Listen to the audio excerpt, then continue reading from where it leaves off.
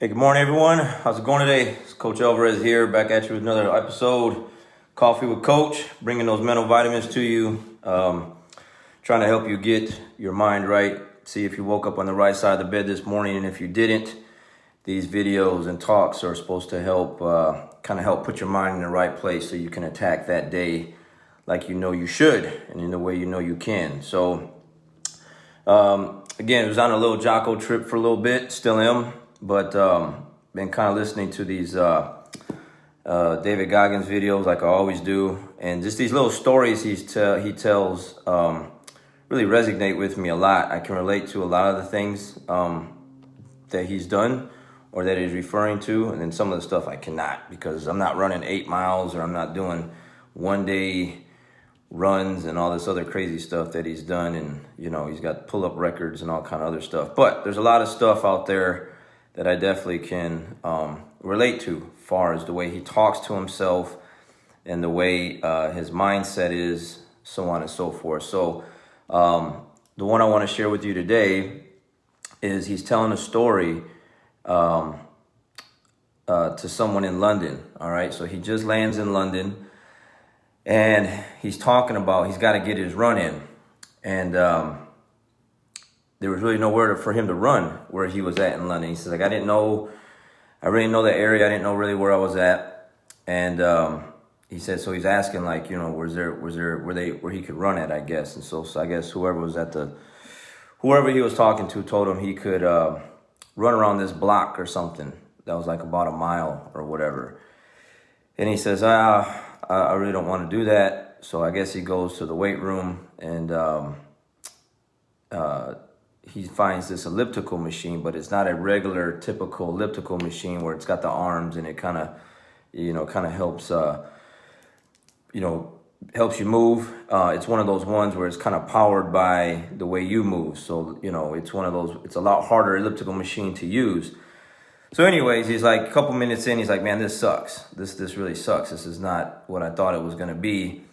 And he thought about quitting and getting off and like going to do something else. But because he had that weak thought of quitting and not finishing the workout, he stayed on there for 2 hours and 45 minutes, which is crazy, right? So something that he didn't want to do, something that he didn't enjoy doing, he stayed on there extra long to make sure that, he got the workout in, and took down some notes. It was just one of those things where he said just for having that weak thought, he wanted to go and stay on that elliptical machine for a while. And the guy that's interviewing him says, well, man, it seems like you punish yourself for like having thoughts like that. And his answer was like, no, it's not really punishment. It's showing and telling my mind like who's control over who, you know. And he goes on to say that for 26 years, his mind had control over him. So he made a lot of bad decisions. He didn't have control over his mind. So he just did things off emotion, did things just on a whim, like just whatever. And, you know, obviously things didn't really work out the way they should have worked out for him. He had no control over his mind. His mind had control over him. So this is the way he does things now. He's looking, whenever he has those weak thoughts, he finds things to do even longer and stay with it. So he says a lot of the times when your mind is like that, you just want to say, that's it, leave, drop what you're doing, I'm done. He says you got to calm your mind down, think about it for a second, and then get yourself to stay in that moment, stay in the fight, stay doing whatever is hard, whatever the suffering is, stay in there, because on the other side of suffering is something that most people won't get to. Most people are afraid of, because they don't want to go through the suffering. And he says he knows when his mind is kind of feeling like, man, I don't want to work out today. I don't want to do this today. I don't want to do that today. He flips that switch and he prepares himself like, all right, I do want to work out. I do want to be there. And he puts himself in that particular workout that he's thinking about doing, so that when he gets to that workout, he's already there. He's already been there and done that. He's in the moment already. All right. So many of us, I'm sure, at some point or another was like, I'm not doing this. I'm done. Like, just throwing the towel, like, you know, I don't want to work out like that, or I don't want to do whatever it is that you're doing, and then just drop what you're doing and quit. I can relate to that because I don't know how many times we've been to London a couple times, and they don't really have weight rooms like they do here in the States. A lot of places in Europe just don't have the treadmills and stuff and the workout equipment like in the hotels like they do here. So I know, like, one time, wasn't last year, the year before, I went to Ireland, and I try to find a hotel. Before I book the hotel, I try to find one that does have a weight room and it says treadmill, you know, somewhere at hotels.com. It says it's got a workout area. So anyways, I'm like, cool. So I booked the hotel. I get there. The weather in Ireland at that time, I want to say it was in December. It was cold. It was rainy. We get off the plane, and it was just like a really miserable night because when I landed, it was actually in the evening time. And I get to the hotel, got my scale, check the weight. You know, weight's not good. You know, the flight from the U.S. to Ireland, you know the water weight and everything else. And after a flight like that, the last thing you really want to do is go for a run, you know. And so, but I know I had to do it. So I'm thinking I'm going to go downstairs, go to the weight room, you know, a nice little cozy weight room area, get a run in, and then take a shower and then go to sleep. That wasn't the case. It just seems like it never fails. Like, whenever I get to a hotel like that, it just seems like the treadmill is out of order, you know. And there's really nothing you can do about it. You got one or two things you can do, right? Go back up to your room, go to sleep, or go put some warmer clothes on and then go running outside. And obviously I had to keep my weight in check, lose the weight that I gained, the water weight that I gained over the flight. And I'm just thinking on the way back up from the elevator to the room, like, man, I just don't want to do that, man. I'm tired. It's a long trip. It's dark. I don't know where I'm at. Okay, just like he's talking about when he gets to London, he didn't know where he's at. I had no idea where I'm gonna run to, like nowhere, right?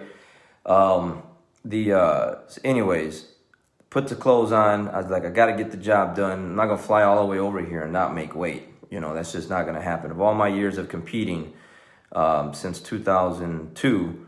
I've never missed weight, all right? So it wasn't going to happen, especially spending that kind of money going over to Ireland and then miss weight. So anyways, I put the clothes on, get out there. It's Christmas time. They got Christmas lights on. It's really nice out, you know, as far as festive-wise. You know, it looks nice out as far as all the lights that are out there. But I start jogging.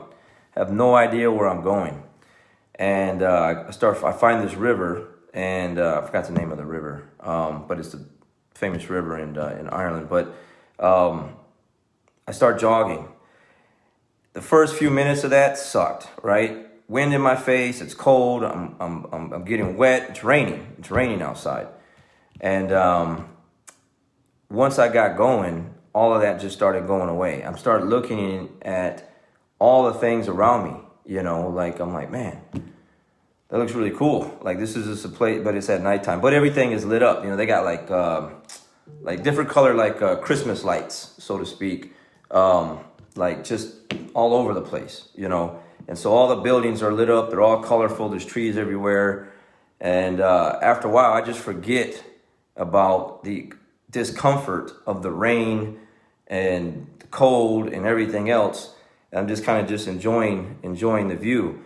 And I told myself I was going to do a 30-minute jog. I had my phone with me, so I hit the clock, I take off. Man, I think I come back like 45 minutes to like an hour later because I just completely forgot about how bad this was going to suck, and I didn't want to do it to the point where my mind just kind of took over. Like, I took over and was like, man, I was enjoying what I was doing. You know, in the very beginning, you're lacing your shoes up, you're putting on those extra clothes, you know you're going to get wet, you know it's going to be, you know, it's not really that cool to run in the rain like that, especially you don't know where you're going. But I started running back and forth up and down the river, going around to the other side of the bridge, cross the bridge, come back over, go all the way down, you know, running in between alleyways and stuff like that. And I was like, man, it's pretty cool stuff.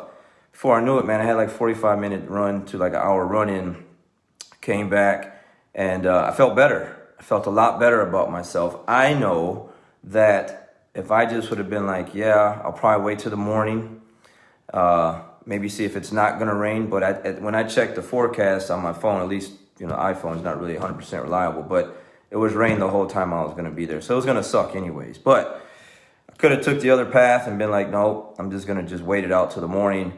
But I didn't. I had to get the job done, and that's exactly what I did.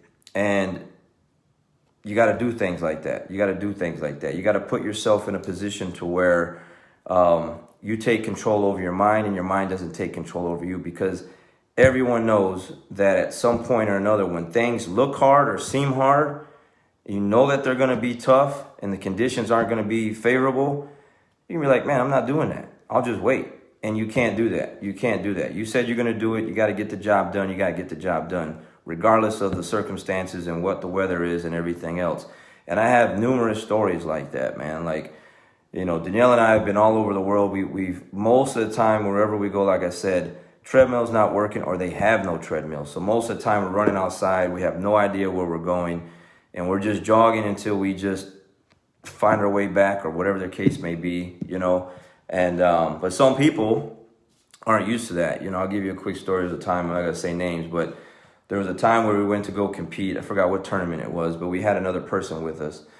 And when we land and we get to the hotel, now this is in the States. This isn't overseas, right? This is like somewhere local, far as the States goes, right? So that's not hard. That's not that hard. You go 8, 9 hour, 10, 12, 14, 15 hour flight, things get difficult when you land. But one of my students was low overweight, so they went to go check their weight. And they came back into the room and then just kind of sat on the edge of the bed and was like, just took this deep exhale, just took a deep breath. And then, they didn't look happy. So Danielle and I looked at each other and we were like, they're probably overweight. That was just the look we gave us. And so I asked my student, like, hey, what's going on? They're like, oh, I'm like 3 pounds over. And their comment was, what am I going to do? And Danielle and I just laughed. We laughed because we just looked at each other like, man, you got to go run. Like, you got to go put the clothes on, man. You got to layer up, go back down there and go run. But this individual wasn't in favor of running. It wasn't their most favorite thing to do. They actually don't like running. But if you're a competitor and you want to compete, especially at the highest level, and you want to win a tournament, man, you got to cut the weight. You got to do what you have to do to cut the weight. And we just kind of looked at that individual and was like, you know what to tell you, but you got to go run. And so eventually they stopped pouting and they went and got the run in and got the weight down or whatever. I think they had to run in the morning as well. I don't know how many times we've had to do that. That stuff sucks, man. But when you flip your mind around and be like, man, I got a job to do. I came here. It's part of what we do. In the beginning, that's what your mind starts to tell you to do, because it's going to suck. But that on the other end of that, hey, I worked really hard. I put a lot of time in on the mats. I put a lot of suffering on the mats. I cut all this weight. I gave up all of my favorite foods. I gave up my weekends. I gave up this. I gave up that. I spent all this money. I flew all the way over to whatever side of the world you're on or wherever you're at. I want that gold medal. There's a job that has to be done. You just cut the weight, man. You just do what you got to do, or at least try. Can't just sit on the edge of the bed and wish that the weight's just going to fall off. It doesn't work that way. All right. So you got to get in charge of your mind. You got to control your mind and put your mind in a position to where, you tell it what to do and it doesn't tell you what to do. All right. So really good stuff today. Really good message for the morning. Hope you appreciate that. And so if you're feeling lazy today, you're not feeling like you're on fire today, and you're feeling like you just want to lay around and you said you were going to do something, your mind is controlling you. Take control over your mind and get things done. Don't let that stuff happen to you. All right, you guys have a great day. We'll catch you next time.